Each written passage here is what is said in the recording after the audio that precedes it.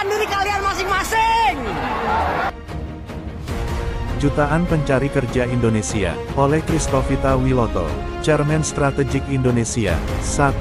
Jutaan pengangguran di Indonesia, fakta satu persatu. Sejak tahun 2014 sampai 2024, setiap tahun angka pengangguran di Indonesia selalu tinggi.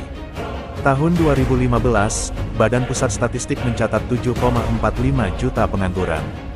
Tahun 2019, sebelum pandemi, 7,05 juta orang menganggur. Tahun 2020, akibat pandemi, pengangguran melonjak jadi 9,77 juta orang.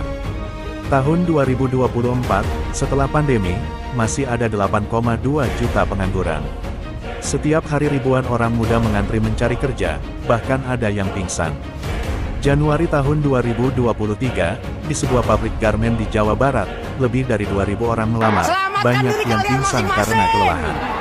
April tahun 2024, di Jakarta, antrian di job fair di J-Expo mencapai 15.000 orang dalam sehari, ada yang jatuh pingsan. Juli tahun 2024, di Surabaya, 8.000 orang mendaftar di sebuah lowongan di pabrik roti, puluhan pingsan. Ini bukan hanya karena kurangnya lapangan kerja, tapi karena sistem ekonomi Indonesia tidak berpihak kepada rakyat kecil. Lapangan kerja banyak yang dikuasai oleh perusahaan asing dan konglomerat. Banyak pabrik pindah ke luar negeri, seperti ke Vietnam dan Bangladesh. 2. Bukti-bukti kebijakan yang menyebabkan pengangguran. 2016, Presiden Jokowi mengeluarkan paket kebijakan ekonomi yang memberi kemudahan untuk tenaga kerja asing masuk ke Indonesia. 2018, Jokowi keluarkan peraturan Presiden No. 20 tahun 2018 yang memberi ruang pekerjaan untuk tenaga kerja asing. Ini merugikan rakyat Indonesia sendiri.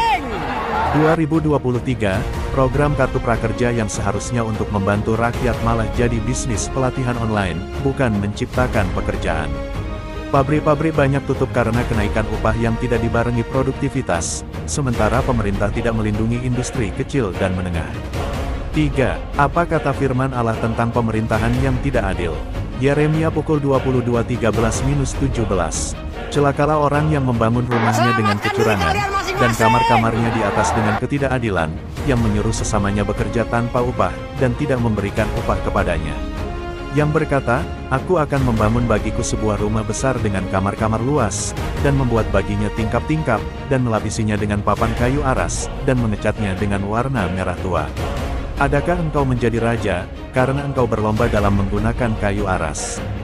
Bukankah ayahmu makan dan minum, dan melakukan keadilan dan kebenaran, maka baiklah keadaanmu. Ia membela perkara orang sengsara dan orang miskin, maka baiklah keadaanmu. Bukankah itu berarti mengenal aku? Demikianlah firman Tuhan, tetapi matamu dan hatimu hanya tertuju kepada kentunganmu sendiri, kepada penumpahan darah orang yang tidak bersalah, kepada pemerasan dan penganiayaan. 4. Apa pesan Tuhan Yesus Kristus tentang hal ini? Tuhan Yesus tidak pernah membela pemerintah yang menindas rakyat. Ia selalu berdiri di pihak orang kecil, yang lapar, yang miskin, yang dianiaya. Matius 25:41-45. Kemudian ia akan berkata juga kepada mereka yang di sebelah kirinya, enyahlah dari hadapanku, hai kamu orang-orang terkutuk, masuklah ke dalam api yang kekal yang telah disediakan untuk iblis dan malaikat-malaikatnya. Sebab ketika aku lapar, kamu tidak memberi aku makan, ketika aku haus, kamu tidak memberi aku minum, ketika aku seorang asing, kamu tidak memberi aku tumpangan, ketika aku telanjang, kamu tidak memberi aku pakaian, ketika aku sakit dan dalam penjara, kamu tidak melawat aku. Maka mereka pun akan menjawab dia, katanya, Tuhan, bila manakah kami melihat engkau lapar, atau haus, atau sebagai orang asing, atau telanjang, atau sakit, atau dalam penjara dan kami tidak melayani engkau. Maka ia akan menjawab mereka, aku berkata kepadamu, sesungguhnya segala sesuatu yang tidak kamu lakukan untuk salah seorang dari yang paling hina ini, kamu tidak melakukannya juga untuk aku. 5. Arahan Tuhan Yesus Kristus khusus untuk kasus ini. Tuhan Yesus memanggil seluruh bangsa Indonesia, khususnya para pemimpin, untuk bertobat. Tuhan Yesus ingin pemerintah berhenti mencari untung sendiri dan memikirkan rakyat yang lapar dan menganggur.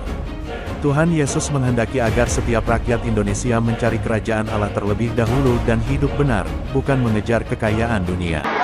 selamatkan diri Matius kalian pukul masing-masing. 6:33-34. Tetapi carilah dahulu kerajaan Allah dan kebenarannya, maka semuanya itu akan ditambahkan kepadamu. Sebab itu janganlah kamu khawatir akan hari besok, karena hari besok mempunyai kesusahannya sendiri. Kesusahan sehari cukuplah untuk sehari. 6. Kesimpulan dan peringatan. Tuhan Yesus sedang melihat Indonesia. Pengangguran, penderitaan rakyat, dan kerakusan penguasa adalah dosa yang berseru-seru ke hadapan Allah. Selamatkan diri kalian masing-masing. Kalau bangsa ini tidak bertobat, kehancuran pasti datang. Tapi kalau bangsa ini kembali kepada Tuhan Yesus, meninggalkan segala ketidakadilan, dan mulai membela orang kecil, maka Allah akan memulihkan negeri ini. 2 Tawari pukul 7:14. Dan apabila umatku, yang atasnya namaku disebut, merendahkan diri, berdoa, mencari wajahku dan berbalik dari jalan-jalannya yang jahat, maka aku akan mendengar dari sorga dan mengampuni dosa mereka serta memulihkan Selamatkan negeri diri mereka. kalian masing-masing. Ini adalah suara kebenaran, bukan suara kebencian, bukan seruan politik. Ini adalah seruan Tuhan Yesus Kristus bagi Indonesia.